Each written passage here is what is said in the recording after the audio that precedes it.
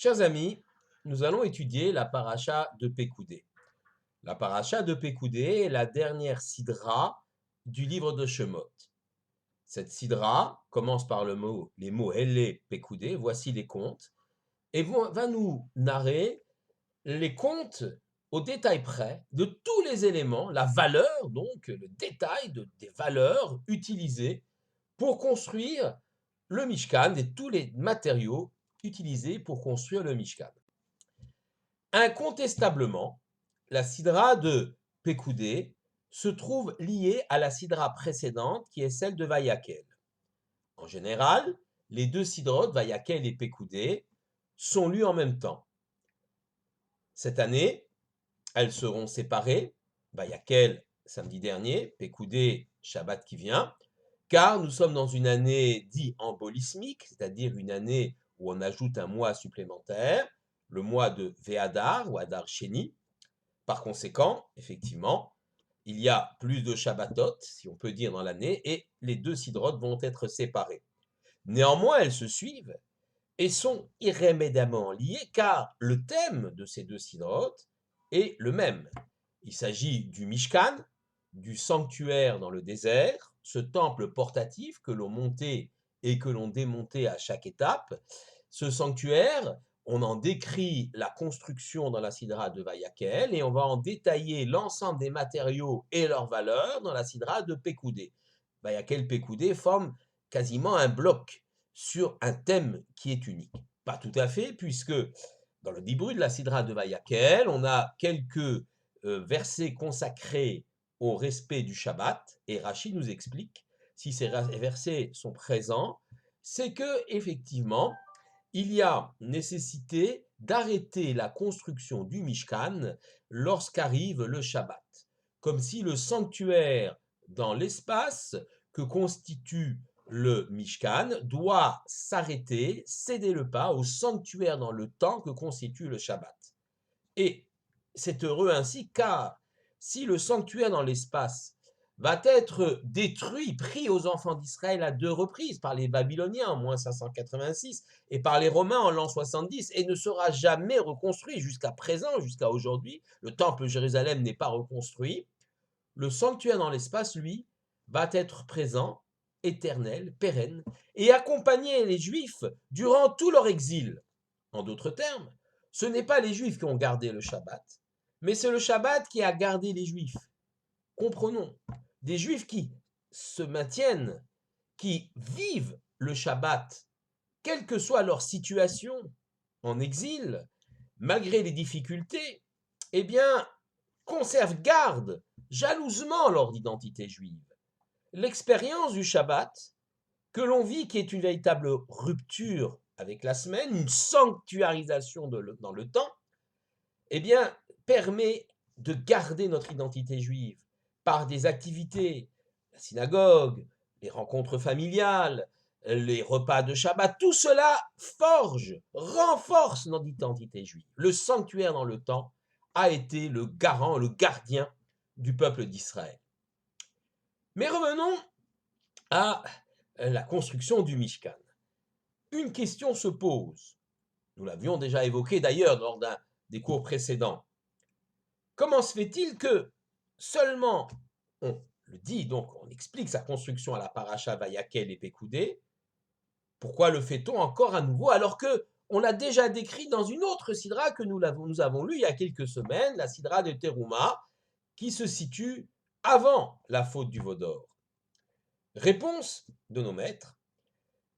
La sidra de Vayakel et Pécoudé se situe à son bon endroit au niveau chronologique. En effet, après la faute du veau d'or, l'Éternel demande à Moshe, à Moïse, de construire un sanctuaire. L'ordre de construction du sanctuaire et sa construction va intervenir le lendemain de Yom Kippour, le jour du grand pardon, jour où Dieu a pardonné aux enfants d'Israël la faute du veau d'or en leur accordant les deuxièmes tables de la loi. En d'autres termes, le sanctuaire est une sorte de tikkun, de réparation de la faute du veau d'or. Comment cela? Rappelons cette faute. Les Hébreux pensent que Moïse va revenir, Ils ont compté 40 jours, comme Moïse leur a dit, mais ils ont commencé à compter le jour même du départ de Moïse, alors qu'il fallait compter le lendemain. 40 jours après, Moïse n'est toujours pas là, c'est normal, il ne va revenir que le lendemain. Les Hébreux sont affolés, poussés par le révérenciable, les non-juifs qui voient une bonne opportunité, les non-juifs qui sont sortis, qui ont profité de ce temps de libération pour venir accompagner les enfants d'Israël, et les poussent à construire un veau en or. L'idée est d'avoir un emblème. On ne peut pas vivre sans emblème. On n'a plus Moïse. Moïse n'est plus là. À quoi va-t-on raccrocher son regard, ses sentiments? On ne peut pas vivre totalement dans l'abstrait, dans une relation avec un Dieu totalement abstrait. C'est insupportable pour l'homme. Il nous faut un emblème, quelque chose qui nous mène. En plus, cet emblème va porter une idéologie, une religion beaucoup plus permissive que la Torah. En passant, c'est tout à fait intéressant pour ces gens-là. Et on voit que la recherche d'un emblème, la volonté de ne pas être dans l'abstrait absolu, va mener les Béné Israël vers une dérive idolâtre. Alors, la réparation est bien la construction d'un sanctuaire, d'un lieu dans lequel l'homme va pouvoir accrocher son regard, ancrer ses sentiments, dans un bâtiment, tenture, puis en dur, que constitue le temple de Jérusalem, dans lequel il va ressentir, palper de façon plus forte la présence de Dieu. L'homme a besoin de cela. Et c'est cela le rôle du sanctuaire en tant que tikkun, en tant que réparation de la faute du veau d'or.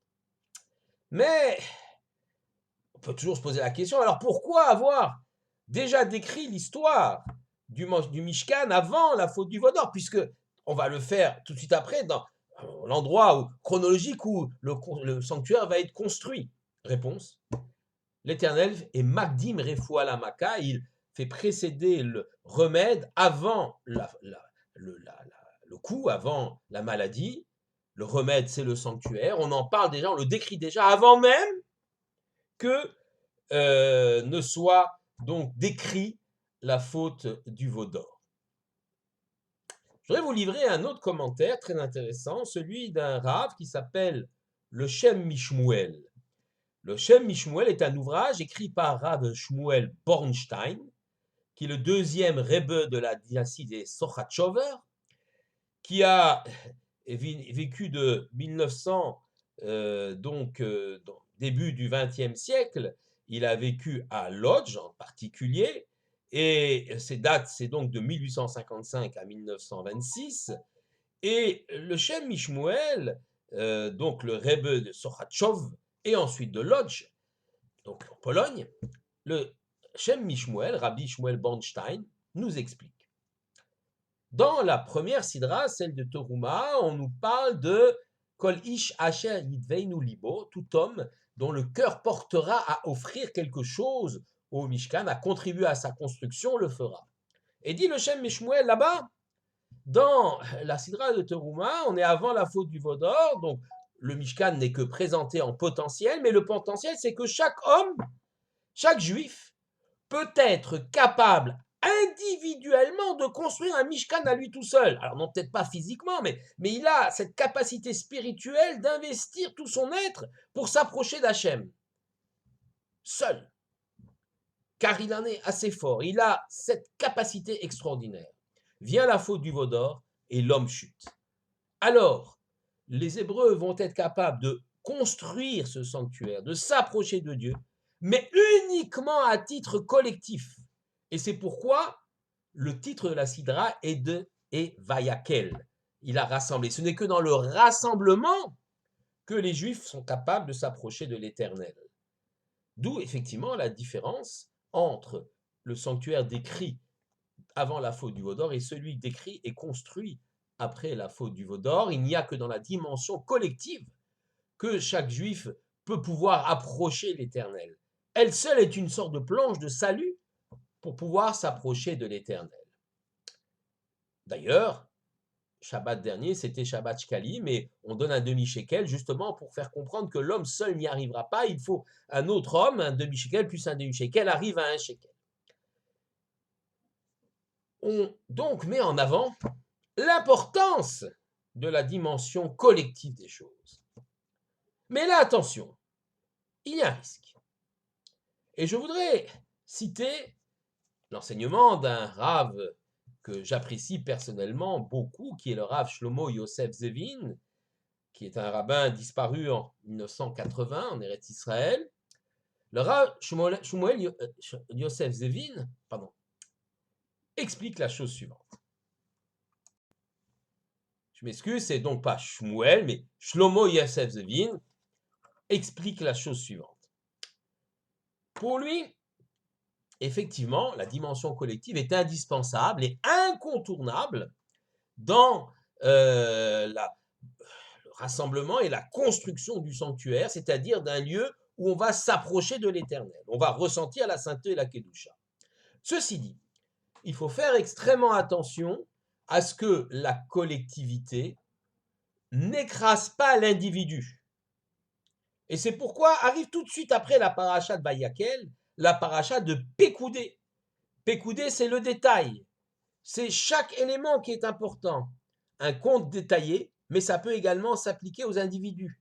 Vayakel, c'est le rassemblement de tous les juifs, donc une dimension collective indispensable pour avancer les choses dans le domaine spirituel. Mais Pekoudé, c'est le retour nécessaire au respect de l'individualité de chacun. Il existe d'ailleurs dans l'exégèse talmudique des principes qui s'appellent Klal Hatzarich le Prat, le collectif qui a besoin de l'individu, ou Prat Hatzarich le Klal, l'individu qui a besoin du collectif. Il y a deux visions idéologiques dans le monde. Une vision très collectiviste. On a connu cela avec le communisme, mais pas seulement.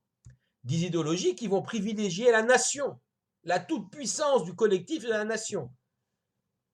Dans ces idéologies, la vie de l'individu n'a que peu de valeur. L'individu ne vaut que parce qu'il va contribuer au collectif, ou se sacrifier même jusqu'à la mort pour le collectif. C'est une vision très extrémiste des choses. Et de l'autre côté, il y a des visions très individualistes de la société, où seul compte l'individu, ses droits, il n'a plus de devoirs vis-à-vis de la collectivité, et la seule raison d'être de cet individu, c'est de rechercher la jouissance et le profit au mépris même de l'existence, de l'intérêt, mais aussi de l'existence d'autrui. Cette société peut être qualifiée d'anarchique ou d'ultra-capitaliste, on dira ce qu'on voudra, où le collectif ne compte plus, ce qui compte c'est le profit et la vision individuelle des choses. La Torah nous propose un équilibre entre ces deux visions extrêmes du monde, un équilibre qui passe par le respect de chaque individu est un monde en soi, chaque individu a une valeur en soi, peut apporter quelque chose, peut se grandir, mais ne peut être fort, ne peut développer ses potentialités que parce qu'il s'inscrit aussi dans un mouvement collectif et parce qu'il s'articule avec les autres individus. C'est le sens de ces deux sidrotes qui se suivent l'une et l'autre. Vayakel, Kaal, le rassemblement, et Pekoudé, les détails, le compte, l'individu, chaque détail est important. Ainsi, Vayakel et Pekoudé, le fait qu'elles se suivent, qu'elles sont retsoufot, comme on dit, qu'elles se suivent l'une l'autre, et même parfois certaines années sont lues le même Shabbat, cela symbolise ce qu'on appelle le klal ou prat, c'est-à-dire la collectivité qui a besoin de l'individu, et aussi le prat hatzarich le klal, c'est-à-dire l'individu qui a besoin de la collectivité. Ces deux éléments, effectivement, sont importants dans l'histoire du peuple juif. L'histoire du peuple juif est faite de la richesse individuelle de chacun et chacune d'entre nous, mais où chacun et chacune d'entre nous prend conscience que sa force réside dans une ardoute, dans une unité, une fraternité avec l'ensemble de nos frères et sœurs juifs, du peuple juif, pour former une entité qui s'appelle le Klal Israël, la collectivité d'Israël, le peuple d'Israël. Shabbat Shalom à tous.